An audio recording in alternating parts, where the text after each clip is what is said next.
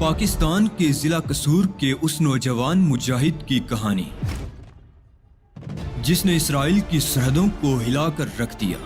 اسلام کی بقا کی جنگ لڑنے والے اس مجاہد کی طویل داستان سننے سے پہلے چینل کو سبسکرائب کیجیے تاکہ کہانی کی تمام ترقصات آپ تک ہمیشہ پہنچتی رہیں۔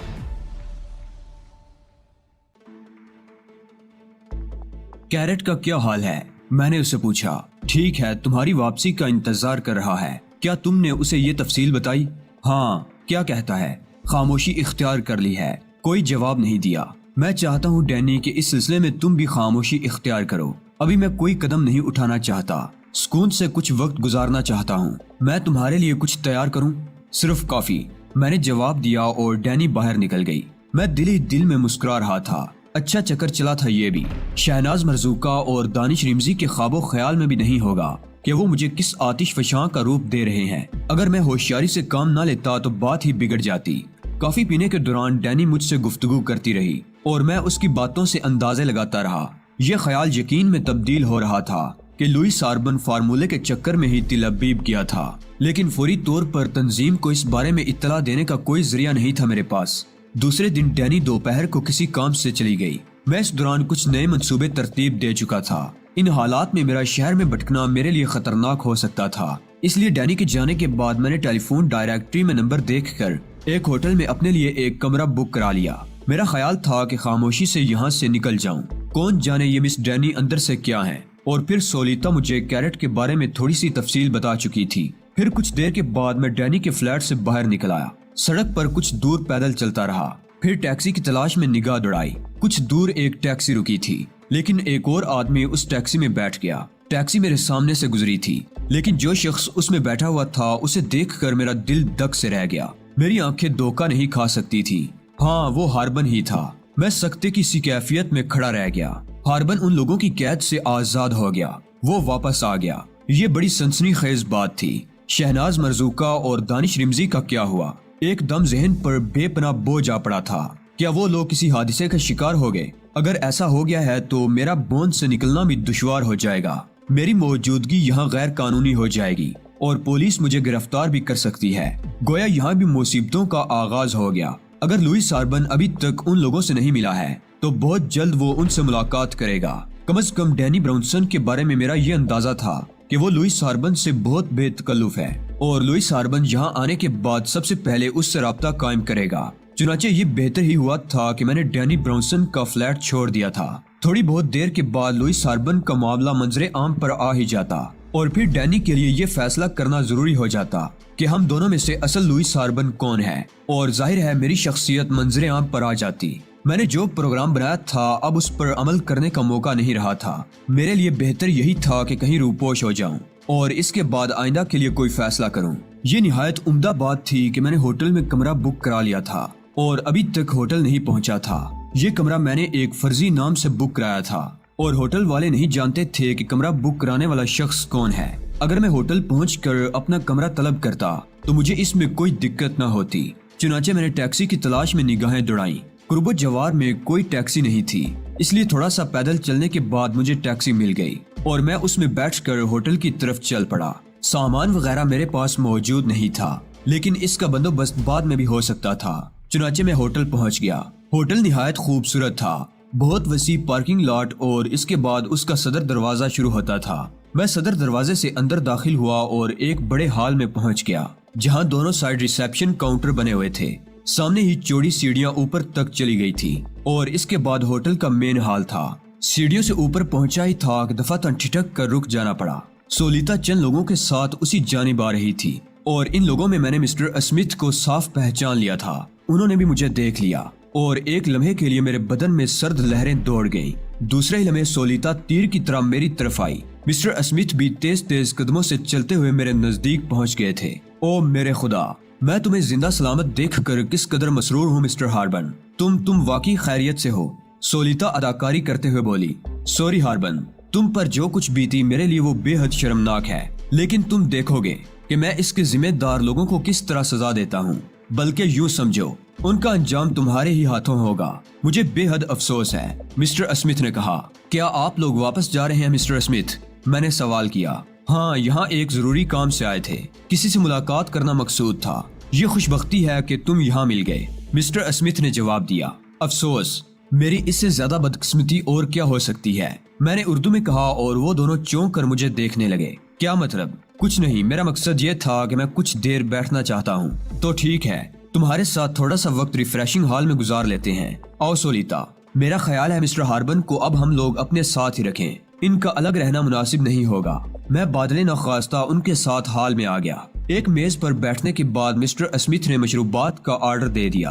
वो जानते थे कि मैं शराब नहीं पीता। सोलिता अजीब सी निगाहों से 2-3 बार मुझे देख चुकी थी और आंखों ही आंखों में मुझे होशियार रहने का इशारा कर चुकी थी। मशरूबात के बर्तन हमारे सामने आ गए और मैं खुश जायका मशरूब के छोटे छोटे सिप लेने लगा। मेरा जहन तेजी से मंसूबाबंदी में मसरूफ था और मैं कोई ऐसा काम करना चाहता था जिससे इन लोगों से फिलहाल मेरी जान छूट जाए। सोलिता, मैंने उसे मुखातिब किया, उन लोगों के बारे में कुछ मालूम हो सका जो हमारी रिहाइशगाह पर हमलावर हुए थे?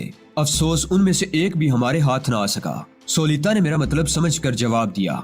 आपके ख्याल में वो लोग कौन हो सकते हैं मिस्टर स्मिथ? उन्हीं में से कोई जो तुमसे फायदा हासिल करना चाहते हैं। उचक्के किस्म के लोग हैं, ऐसी हरकतों के सिवा और क्या कर सकते हैं? मगर मुझे ताज्जुब है कि उन लोगों को तुम्हारी इस रहायशगाह के बारे में कैसे इल्म हो गया। खुदा जाने, मैंने कुर्सी की पुश्त से टिक कर कहा। इस वक्त इन कमबख्तों से जान बचा कर निकल जाने की कोई तरकीब जहन में नहीं आ रही थी और मैं बड़ी बेबसी महसूस कर रहा था। मशरूब का गिलास खाली हो गया, लेकिन मेरे जहन में ऐसी कोई मौसर तरकीब नहीं आई जिससे मैं इन कमबख्तों से जान बचा सकता और मजबूरन यही फैसला करना पड़ा कि थोड़ा सा वक्त इस तरह और गुजार लिया जाए और इसके बाद मैं उनके जाल से निकलने की कोशिश करूं। चुनाचे मैंने अपने रवैये में तब्दीली पैदा कर ली और गुल मिल कर उनसे बातें करने लगा। थोड़ी देर के बाद मिस्टर स्मिथ ने कहा, क्या ख्याल है, अब हम चलें? हाँ मिस्टर स्मिथ, मेरा ख्याल है किसी पब्लिक मकाम पर हमारा ज्यादा देर तक बैठे रहना मुनासिब नहीं है। वैसे भी मैं बड़ी हिम्मत करके यहाँ तक पहुँचा था, समझ में नहीं आ रहा था कि क्या करूं। मैंने जवाब दिया और मिस्टर स्मिथ बिल की रकम मेज पर रख कर उठ खड़े हुए। थोड़ी देर के बाद मैं एक कैदी की तरह उनके साथ सफर कर रहा था। सोलिता मेरे साथ ही बैठी हुई थी। उसने 1-2 बार मेरे पहलू में टोके भी दिए थे। मकसद यही था कि मुझे बहुत ज्यादा मोहतात और होशियार रहना चाहिए। एक बार फिर हम उस इमारत में पहुंच गए जिसमें पहली बार मेरी मुलाकात मिस्टर स्मिथ से हुई थी। मिस्टर स्मिथ ने कहा, बेहतर यह है मिस्टर हार्बन कि अब आप यहीं कयाम करें, आपके लिए ये मुनासिब तरीन जगह है और वैसे भी आपको यहाँ कोई तकलीफ नहीं होगी। सोलिता आपका पूरा ख्याल रखेगी। सोलिता से जब तन्हाई में मेरी मुलाकात हुई तो उसने एक लंबी सांस लेकर कहा, मुसीबत ही बन गई थी, शुक्र है कि तुम दोबारा मिल गए। मैं तुम्हारे लिए इस कदर परेशान थी कि बयान नहीं कर सकती। मगर तुम्हारे मिस्टर टिक के आदमी नाकाम क्यों हो गए सोलिता? वहाँ सूरत हाल ही कुछ ऐसी पेश आ गई थी, मैं भी ठोकर खा कर गिर गई थी, फिर तुम गायब हो गए। मैं तुम्हारे बारे में मुसलसल तरद्दुद का शिकार रहा। मेरा ख्याल था तुम जख्मी हो गई हो, लेकिन उस वक्त मेरा वहाँ से निकल जाना ही बेहतर था क्योंकि सूरत हाल अजीबो गरीब हो गई थी। तुमने अच्छा किया, वैसे मैं ठीक हूँ, सोलिता ने जवाब दिया। मगर अब क्या प्रोग्राम होगा? कुछ वक्त कान दबाकर यहाँ रहना होगा और इसके बाद मौका पाकर हम निकल चलेंगे, सोलिता ने जवाब दिया। लेकिन क्या अब हमारी निगरानी और शदीद नहीं हो जाएगी? क्या यहाँ मिस्टर स्मिथ के आदमी नहीं होंगे? होंगे, लेकिन हम उनका एतमाद कायम रखेंगे। उन्हें अभी तक मुझ पर कोई शुबा नहीं हो सका है। उन हमलावरों के बारे में वो तहकीक कर रहे हैं जिन्होंने हमारी रिहाइशगाह पर शदीद किस्म की जंग लड़ी थी। वहाँ कई आदमी जख्मी हो गए थे, सोलिता ने बताया और मैं पुरतफक्किर अंदाज में गर्दन हिलाकर रह गया। दूसरे दिन तकरीबन 11:30 बजे एक और दिलचस्प वाकया पेश आ गया जिसने हालात में जबरदस्त तब्दीली पैदा कर दी।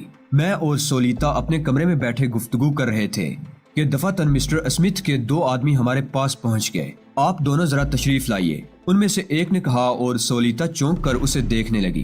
क्यों, क्या बात है? मिस्टर स्मिथ ने आपको तलब किया है, वही शख्स बोला और सोलिता मेरी तरफ देख कर उठ खड़ी हुई। मैं सनसनी महसूस किए बगैर न रह सका था, तहम सोलिता के साथ उस बड़े हाल में दाखिल हो गया जिसकी तरफ हमारी रहनुमाई की गई थी। और बड़े हाल में पहुंचने के बाद मैंने जो देखा उसने एक लम्हे के लिए मेरा खून रगों में मुंजमद कर दिया। लुईस हार्बन हमारे सामने मौजूद था। वो एक कुर्सी पर बैठा हुआ था, उससे थोड़े फासले पर मिस्टर स्मिथ मौजूद थे और मजीद चंद अफराद लुईस हार्बन को रिवाल्वरों से कवर किए खड़े थे।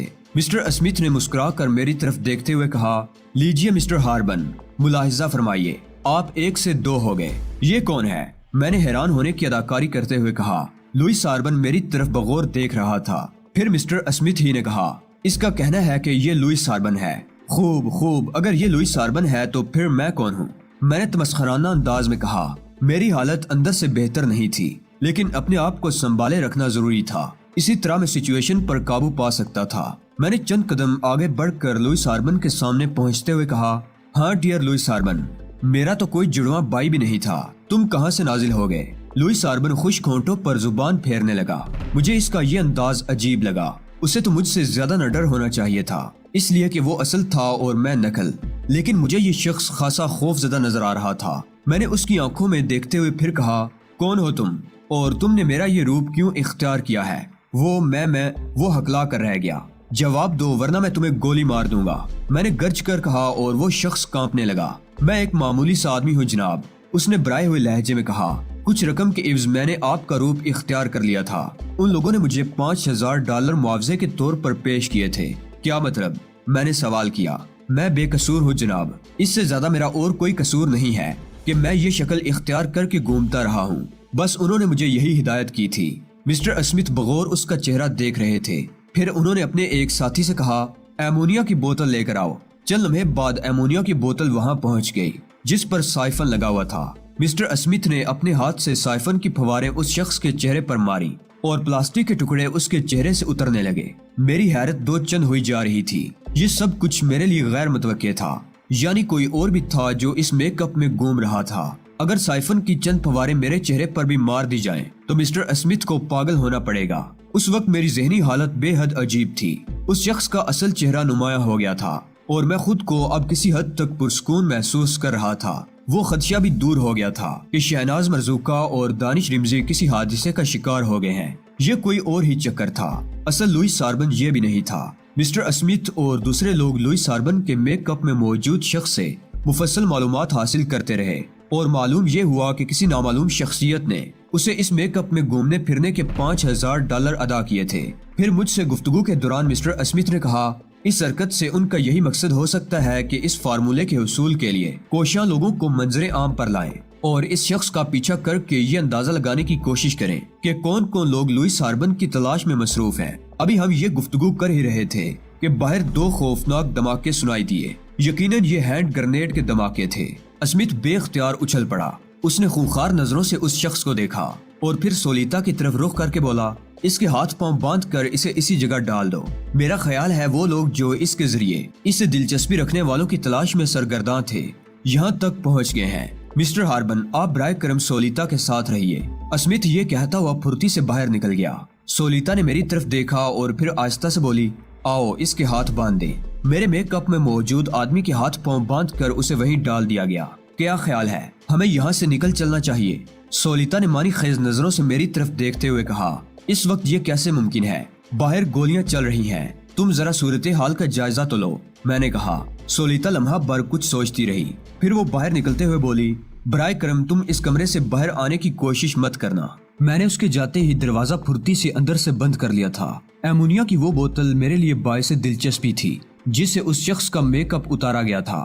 اگر میں اپنے طور پر ایمونیا حاصل کرنے کی کوشش کرتا تو شاید کچھ دشواریاں پیش آتی، لیکن اس وقت میرا کام بن گیا تھا۔ میں نے ایمونیا کی بوتل اٹھا کر اپنے کوٹ کی اندرونی جیب میں چھپا لی اور پھر دروازہ کھول کر باہر نکل آیا۔ باہر اچھی خاصی ہنگامہ آرائی ہو رہی تھی۔ میں ان سب سے بچتا بچاتا ایک ایسی سمت جا رہا تھا جہاں سے اگر میں کوشش کرتا تو عمارت سے باہر نکل سکتا تھا، اور اس کوشش میں مجھے ناکامی نہیں ہوئی۔ چند لمحات کے بعد میں ان آوازوں کو بہت پیچھے چھوڑ آیا تھا۔ میں برق رفتاری سے دوڑ رہا تھا۔ دوڑتے دوڑتے مجھے ایک سڑک نظر آئی اور میں اس پر پہنچ گیا۔ وہاں سے ٹیکسی حاصل کر لینا مشکل نہیں تھا۔ مجھے ایک ٹیکسی مل گئی اور میں نے اس میں بیٹھ کر یوں ہی ایک پتہ ڈرائیور کو بتا دیا۔ ڈرائیور نے مجھے میری مطلوبہ جگہ اتار دیا۔ وہاں سے پیدل چلتے ہوئے میں کسی ایسی جگہ کو تلاش کرنے لگا جہاں میں اپنا کام انجام دے سکوں۔ پھر ایک چھوٹا سا ریستوران مجھے نظر آ گیا جو میرے کام کے لیے مناسب جگہ تھی۔ ریستوران کے باتھ روم میں داخل ہونے کے بعد میں نے دروازہ بند کر لیا تھا، اور جب آدھے گھنٹے کے بعد میں وہاں سے برآمد ہوا تو میرا چہرہ اپنی اصلی حالت میں واپس آ گیا تھا۔ ایمونیا کی بوتل میں نے باتھ روم میں ہی ایک جگہ چھوڑ دی تھی۔ باہر آ کر میں اطمینان سے ایک میز کے گرد پڑی کرسی پر بیٹھ گیا اور میں نے اپنے لیے کافی طلب کر لی۔ مقصد یہی تھا کہ اپنے آپ کو پرسکون کر لوں۔ کافی کے چھوٹے چھوٹے گھونٹ لیتے ہوئے بار بار اپنے چہرے پر ہاتھ پھیرنے لگتا تھا اس میک اپ سے نجات پانے کے بعد میں خود کو بہت مطمئن محسوس کر رہا تھا۔ ان کمبختوں نے تو مجھے الجھا کر رکھ دیا تھا، بے دست و پا ہو کر رہ گیا تھا۔ اب کم از کم آزادی سے گھوم پھر تو سکوں گا۔ یہاں مجھے صرف دانش رمزی اور شہناز مرزوقہ کا انتظار ہی تو کرنا ہے۔ اس چکر میں پڑ کر تو میں کہیں کا نہ رہتا۔ کافی پینے کے بعد میں اپنی جگہ سے اٹھا اور ایک بار پھر اس ہوٹل میں پہنچ گیا جہاں سے پکڑا گیا تھا۔ لیکن اب اس ہوٹل میں ایک اور حیثیت سے داخل ہوا تھا۔ میں نے اپنا نام وغیرہ بتاتے ہوئے اپنے کمرے کی چابی حاصل کر لی اور تھوڑی دیر کے بعد میں ہوٹل کے ایک کمرے میں مقیم ہو گیا۔ ان ہنگامہ آرائیوں میں کافی وقت گزر چکا تھا اور اصولاً اب شہناز مرزوقہ اور دانش رمزی کو یہاں پہنچ جانا چاہیے تھا۔ میں بے چینی سے ان کا منتظر تھا۔ اخبارات دیکھنا اس دوران بھی میں نے نہیں چھوڑا تھا، لیکن ابھی تک ان کی طرف سے کوئی پیغام میری نظر سے نہیں گزرا تھا۔ نئی قیام گاہ پر اپنی اصلی شکل میں قیام کیے ہوئے مجھے 3 دن گزر گئے۔ ان 3 دنوں میں نے اپنے آپ کو بہت محدود رکھا تھا اور ہوٹل کی تفریحات تک میں کوئی حصہ نہیں لیا تھا، مبادا کہ کسی الجھن کا شکار ہو جاؤں۔ حالانکہ یہ قیاد بہت تکلیف دہ تھی۔ میں اگر چاہتا تو ہوٹل میں اپنے لیے بہت ساری دلچسپیاں تلاش کر سکتا تھا، لیکن اب دل میں ایک ہی خواہش تھی کہ اس مہم سے فراغت حاصل کر کے بیروت پہنچ جاؤں۔ اس قیام کے 5ویں دن آخر مجھے اخبار میں ایک چھوٹا سا اشتہار نظر آیا جو میری توقع کے عین مطابق تھا، اور میں اس چھوٹے سے اشتہار کو دیکھ کر اتنا خوش ہوا کہ بیان نہیں کر سکتا۔ اشتہار میں لکھا ہوا تھا کہ آرسن بلوشر ہوٹل میٹرو پیلس کے کمرہ نمبر 20 میں میکائل سے ملاقات کرے۔ ہوٹل میٹرو پیلس کے بارے میں تفصیلات ٹیلی فون ڈائریکٹری سے حاصل ہو سکتی تھی۔ میں نے فوری طور پر چل پڑنے کے بجائے میٹرو پیلس کے کمرہ نمبر 20 سے رابطہ قائم کرنے کا فیصلہ کیا، اور چند لمحات کے بعد ٹیلی فون پر میرا رابطہ دانش رمزی سے قائم ہو گیا۔ دانش رمزی اور شہناز مرزوقہ میرے منتظر ہی تھے۔ فون دانش رمزی ہی نے ریسیو کیا تھا۔ اس کی آواز سنتے ہی میں نے کہا، میں بلوشر بول رہا ہوں۔ او مسٹر بلوشر، ہمارا پیغام آپ کو مل گیا؟ ہاں، کیا حکم ہے میرے لیے؟ میں نے سوال کیا۔ اگر کوئی دقت نہ ہو تو فوراً میٹرو پیلس پہنچ جائیں، دوسری جانب سے کہا گیا۔ میں آ رہا ہوں۔ سنو، ابھی تک کسی قسم کا خطرہ تو پیش نہیں آیا تمہیں؟ دانش رمزی نے پوچھا۔ قطعی نہیں، میں تو یہاں بڑے سکون سے زندگی بسر کر رہا ہوں۔ میں نے کہا، بس تو پھر ٹھیک ہے، ہم تمہارا انتظار کر رہے ہیں۔ جواب ملا اور میں نے فون بند کر دیا۔ اس کے بعد میں نے نہایت برق رفتاری سے تیاری کی۔ اپنی اصلی شکل میں مجھے کسی بات کا خطرہ نہیں تھا اور فوراً ہی کوئی میری جانب متوجہ بھی نہیں ہو سکتا تھا۔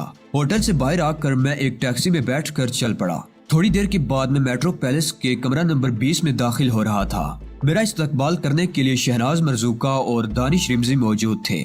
دانش رمزی نے مجھ سے گرم جوشی سے مصافحہ کیا تھا۔ اس کا سوتا ہوا سپاٹ چہرہ اس وقت کسی قدر مختلف نظر آ رہا تھا۔ شہناز مرزوقہ نے مجھ سے بیٹھنے کے لیے کہا اور میں صوفے پر بیٹھ کر مسکراتی نگاہوں سے ان لوگوں کو دیکھنے لگا۔ بون کی دلچسپ زندگی تمہیں ضرور پسند آئی ہوگی علی یار خان، دانش رمزی نے کہا۔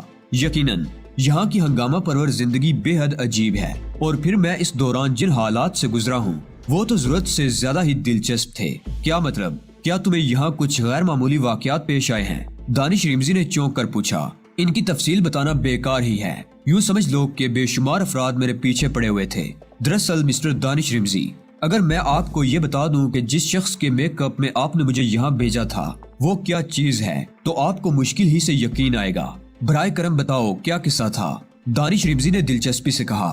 لوئس آربن ایک ایسے شخص کا نائب تھا جو سائنسدان تھا، اور اس نے کوئی ایسا تباہ کن فارمولہ ایجاد کیا تھا جو ہتھیاروں کی دوڑ میں حصہ لینے والوں کے لیے بے حد دلچسپی کا باعث تھا۔ اس کی موت کے بعد صرف لوئس آربن کو ہی اس فارمولے کے بارے میں تفصیلات معلوم تھی، اور بیشتر بڑے بڑے ممالک لوئس آربن کی طاق میں لگے ہوئے تھے۔ وہ منہ مانگی قیمت پر لوئس آربن سے یہ فارمولہ حاصل کر لینا چاہتے تھے۔ حیرت کی بات یہ تھی کہ انہوں نے لوئس آربن کو اس طرح آزاد چھوڑ دیا تھا، لیکن میں نے اس کا یہ نتیجہ اخذ کیا ہے کہ وہ لوئس آربن کی تنہا ذات سے مطمئن نہیں تھے، بلکہ یہ خیال بھی ان کے ذہن میں تھا کہ لوئس آربن سے کوئی اور بھی متعلق ہو سکتا ہے جو اس فارمولے کے بارے میں جانتا ہو، اسی لیے انہوں نے لوئس آربن کو اغوا نہیں کیا تھا۔ میرا خیال ہے مسٹر دانش رمزی کہ لوئس آربن تل ابیب بلا وجہ نہیں گیا تھا۔ دانش رمزی انتہائی دلچسپی سے میری آنکھوں میں دیکھ رہا تھا، پھر اس نے آہستہ سے کہا، آپ کا کیا خیال ہے وہ تل ابیب کیوں گیا تھا؟ اسرائیلی حکومت سے اس فارمولے کا سودا کرنے کے لیے، میں نے جواب دیا۔ کمال ہے، دانش ایک طویل سانس لے کر بولا۔ اس کا مقصد ہے کہ ہم نے بہت بڑا خطرہ مول لیا تھا تمہیں اس میک اپ میں یہاں بھیج کر۔ تمہیں تو یہاں خاصی مشکلات پیش آئی ہوں گی۔ میں دانش رمزی اور شہناز مرزوقہ کو ان مشکلات کی تفصیل بتانے لگا، اور اپنی کہانی اختتام پر پہنچانے کے بعد میں نے کہا، ان حالات میں میرے لیے یہ ضروری ہو گیا تھا کہ اپنی اصل شکل میں آ جاؤں اور اس میک اپ سے پیچھا چھڑا لوں۔ بس اس کے بعد ہی یہ چند روز سکون سے گزرے ہیں، ورنہ یہاں آتے ہی ایئرپورٹ سے ہنگامے شروع ہو گئے تھے۔ مجھے بہت افسوس ہے، لیکن اس وقت کچھ ایسی ہی صورتحال تھی کہ اس کے سوا اور کوئی چارہ کار نہیں تھا۔ تم نہیں جانتے مسٹر علی کہ تمہارے وہاں سے نکل آنے کے بعد کیا کیا ہنگامے ہوئے ہیں۔ اسرائیلی حکام کس طرح ایک ایک چپے کی نگرانی کرتے رہے ہیں اور کس طرح انہوں نے وہاں ناکہ بندیاں کی ہیں۔ مجاہدین کی تمام کارروائیاں طویل عرصے کے لیے رک گئی ہیں، کیونکہ اسرائیلی حکام اب بھی یہی سمجھتے ہیں کہ تم وہیں موجود ہو۔